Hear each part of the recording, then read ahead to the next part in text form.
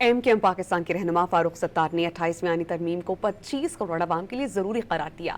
Press conference میں انہوں نے دعویٰ کیا کہ پیپلز پارٹی سندھ کی قیادت بلا وجہ ان کی ترامیم کی مخالفت کر رہی ہے، جبکہ پیپلز پارٹی پنجاب کے رہنما اس کی حمایت کرتے ہیں۔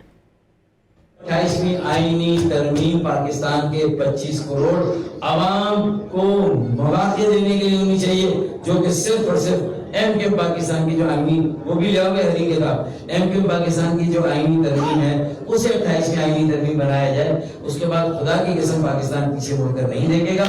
اگر میرے سندھ کے حکمراں جو واحد مخالفت پر اترے ہوئے، ورنہ پنجاب پیپلز پارٹی کے علی حیدر، یوسف رضا گیلانی کا بیٹا، مریم نواز کے ساتھ کھڑے ہو کر اس نے ایم کیو ایم پاکستان کی آئینی ترمیم کی حمایت کی ہے، اور اکثریت بلکہ وہ کیا کہتے ہیں مکمل اتفاق رائے سے ایم کیو ایم کی آئینی ترمیم کی حمایت میں پنجاب اسمبلی نے قرارداد پاس کی ہے۔ ہم پنجاب اسمبلی کا شکریہ ادا کرتے ہیں۔